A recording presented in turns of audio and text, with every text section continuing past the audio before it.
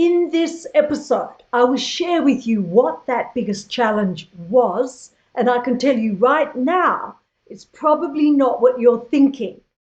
2, I will share with you the action that I took when I realized how far downhill I had fallen. And 3, I will declare the result. Was the pain worth the gain? Hey, Desley! Desley's in the house. Hey, Desley!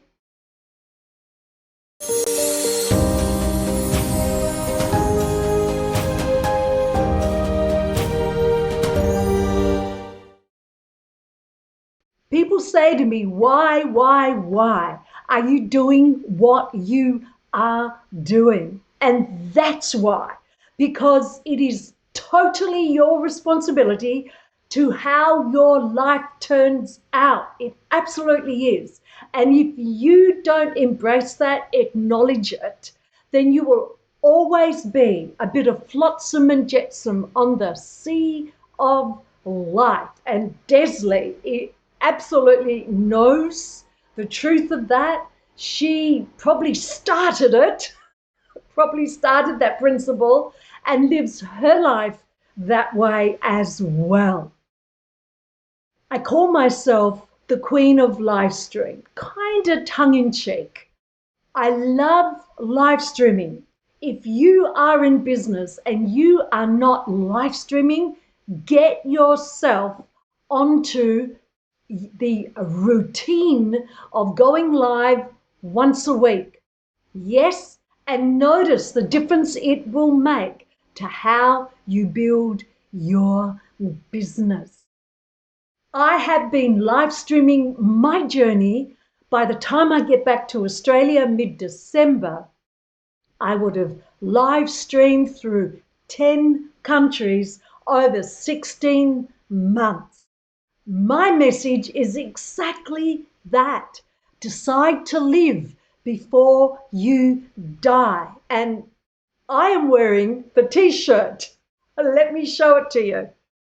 Live your message. So I am living proof. I am walking my talk around how you have a look at what your dream is. So many people don't have one. Decide to have one and take the steps, baby steps, inch by inch, it's a cinch, and decide to do something about it. Once you claim the responsibility for your own life, then you will make it happen. Look around at your life right now.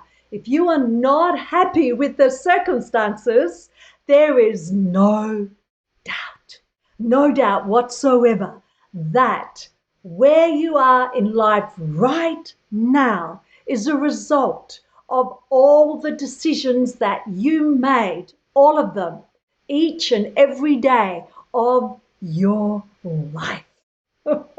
Please subscribe to my YouTube channel. Just search for Victoria Rose Solo Travel. All my live streams are there for you to pick and choose from.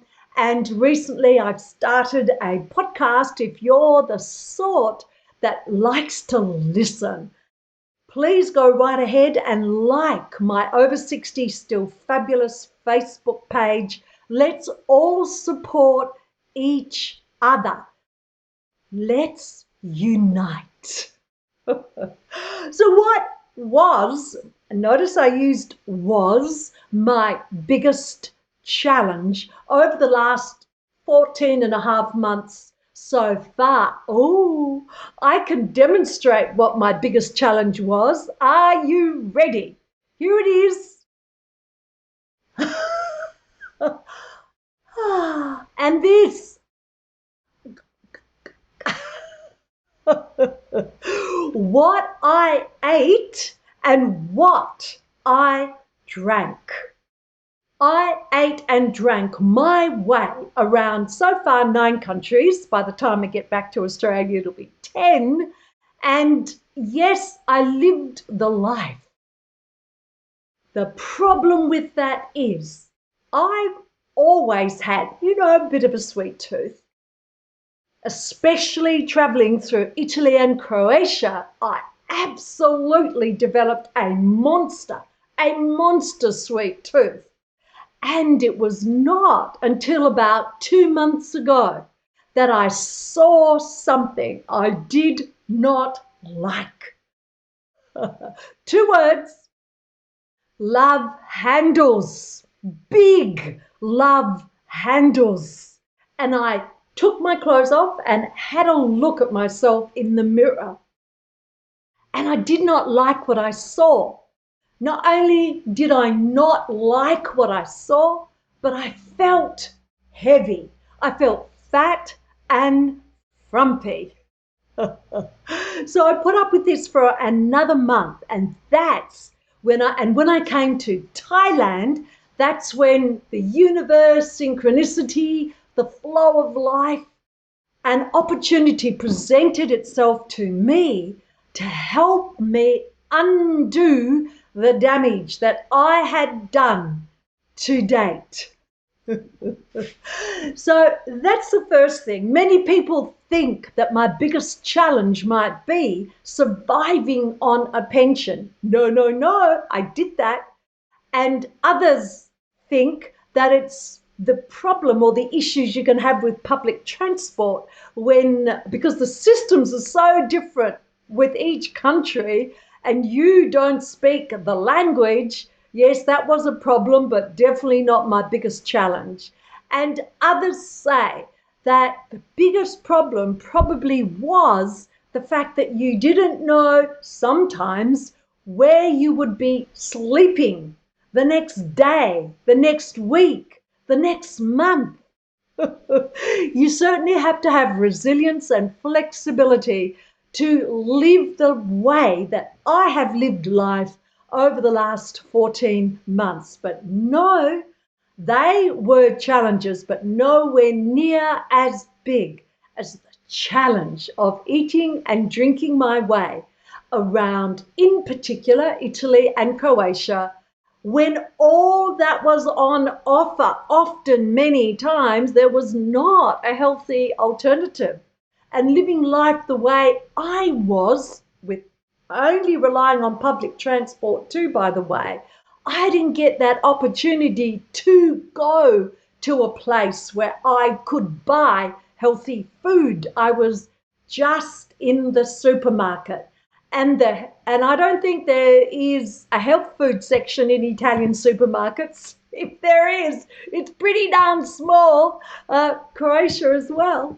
But what is on display are those delicious croissants, those wonderful chocolate covered goody things, all lots of sweetness and tempting. And that's what people do. They just go in, and this is their breakfast every morning, and they buy themselves a croissant. It's given to them in a little square piece of paper wrapped around the croissant, and they just eat it, just like I did, at least to start with, anyway. So what did I do about it? Let's go now to point 2. What happened to help me change the body that I had ended up with? Because you'd kind of think I would lose weight, right?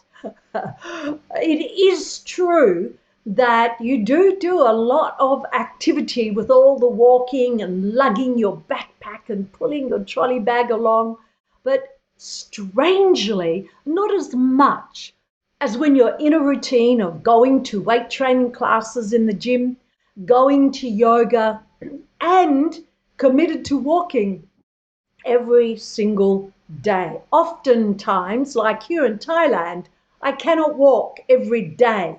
There's nowhere for me to walk. And if you want to know about that, I'll explain that later. So I arrived in Thailand and I was feeling, as I said, heavy, fat, and frumpy.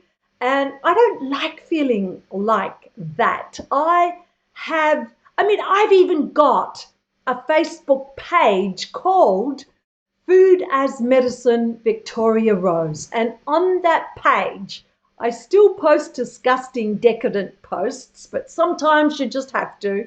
And I have to say, Desley Palmer has contributed to some of those, haven't you, Desley?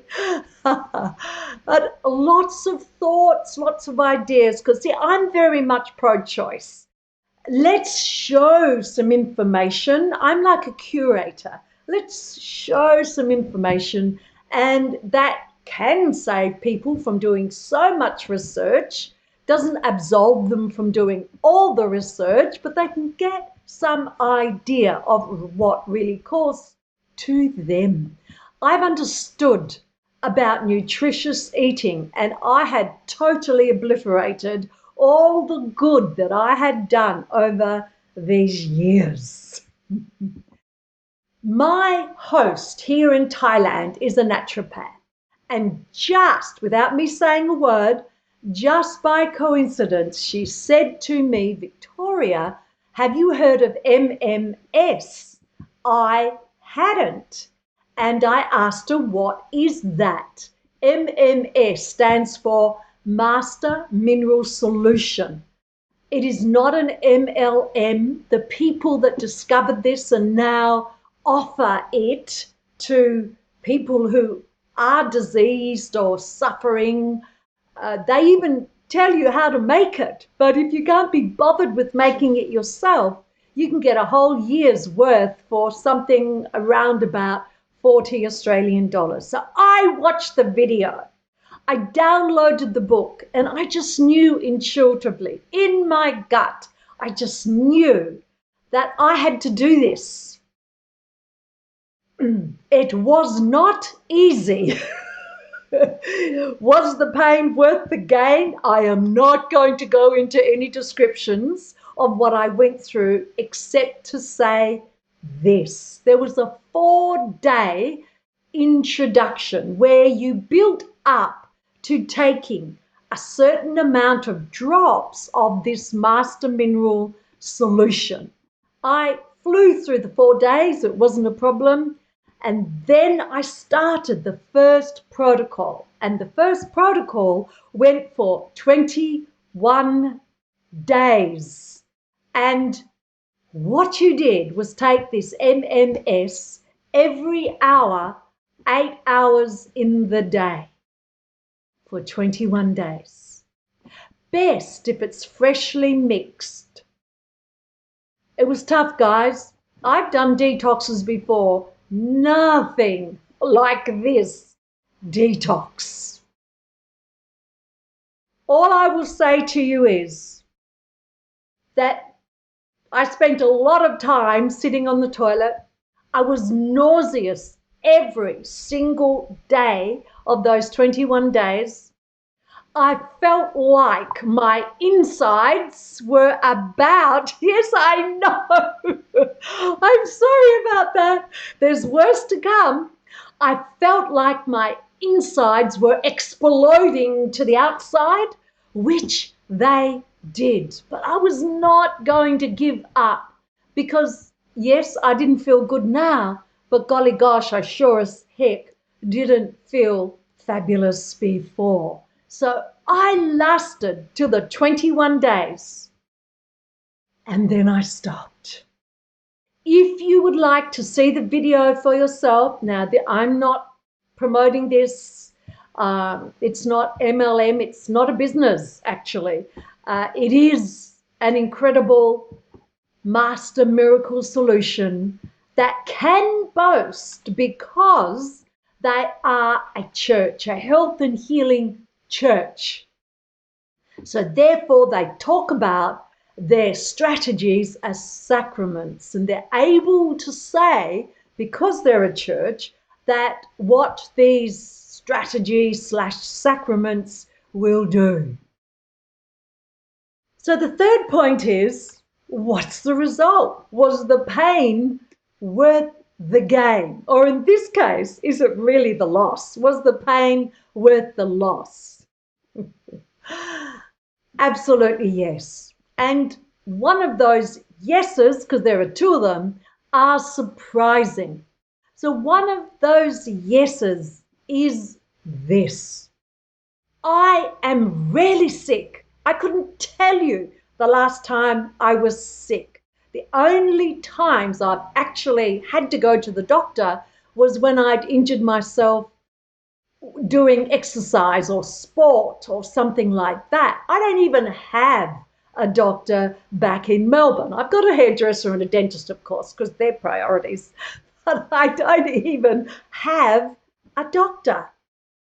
So I don't get sick, except for when I was pregnant. With my two, I did get morning sickness, but that was over 4 decades ago. I can barely remember that.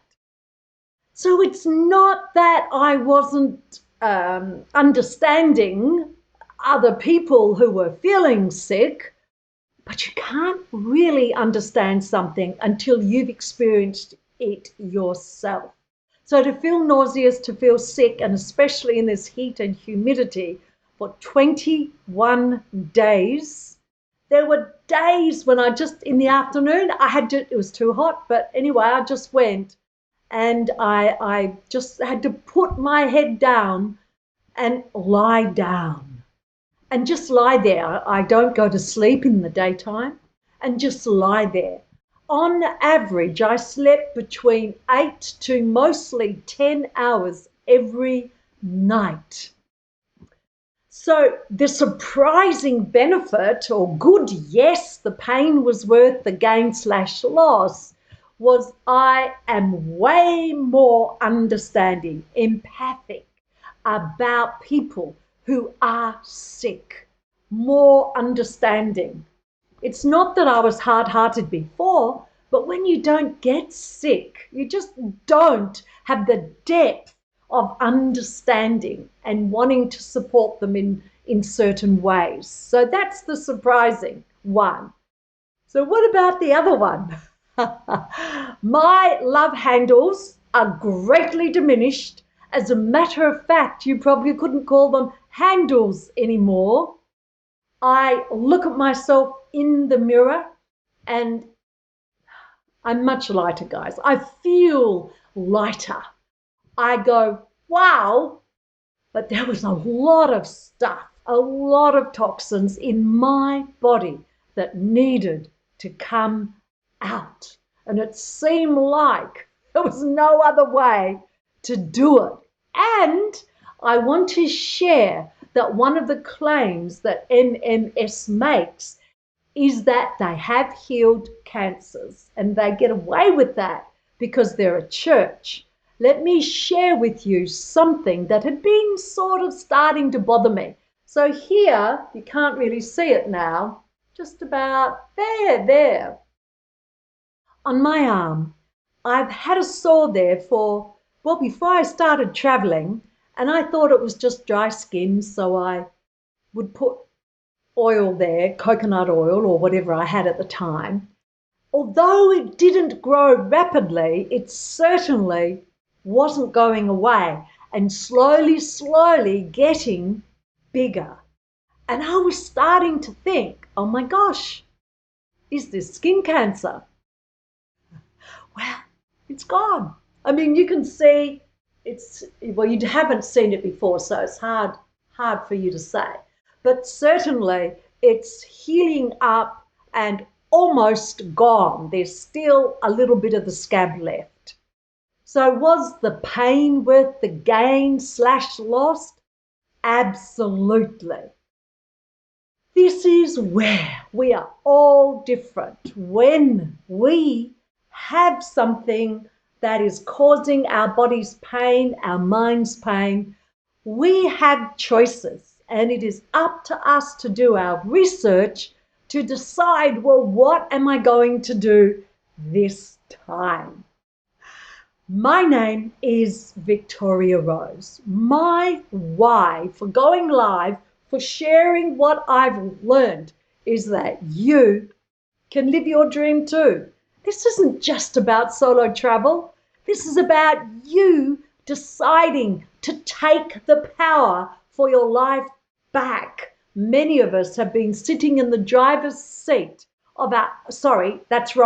have been sitting in the passenger seat of our lives for so long.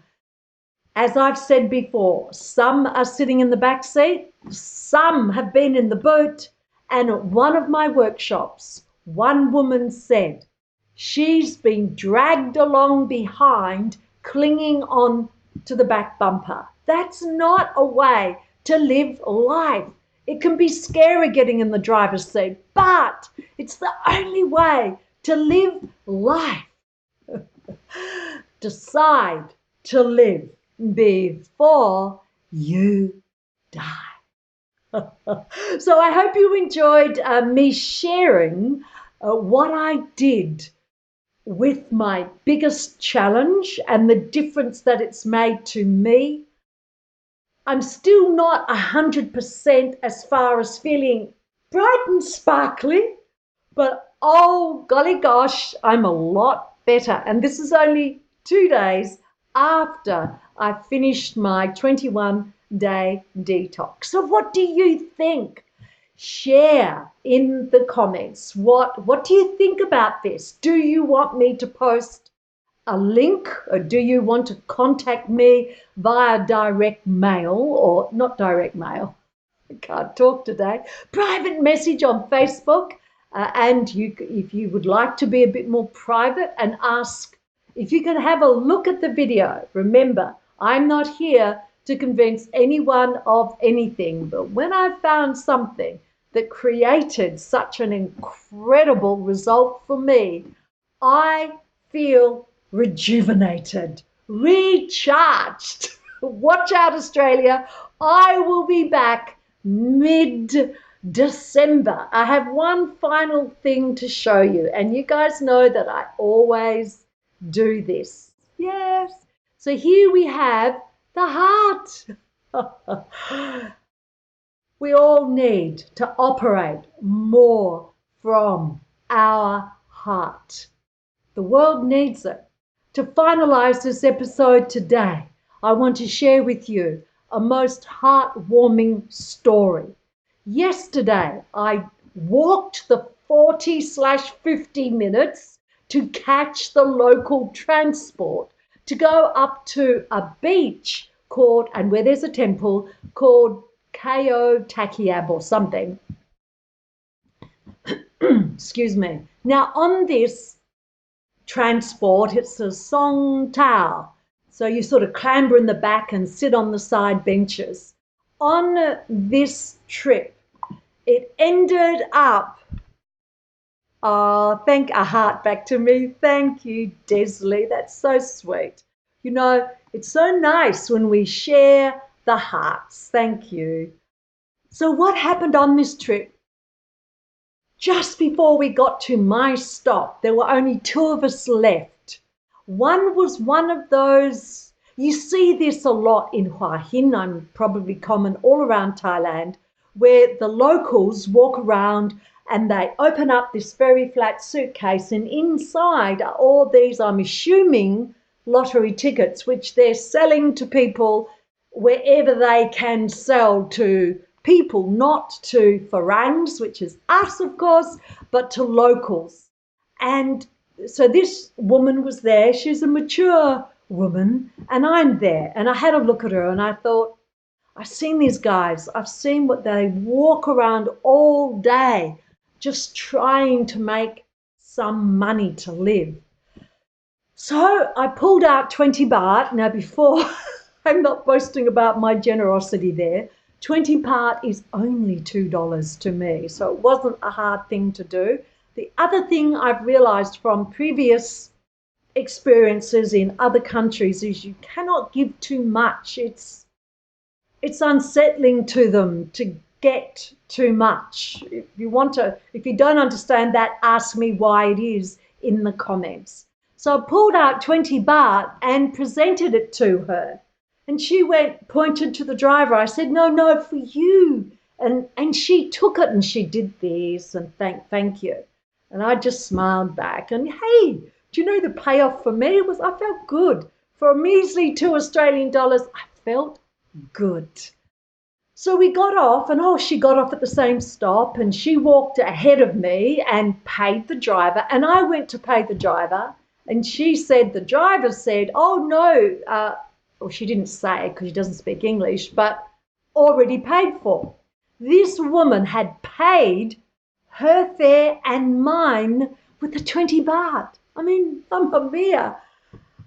I don't know if you understand the meaning of that. I thought, wow, that 20 baht was for her. It was not to give back to me. So immediately I wanted to give her more money.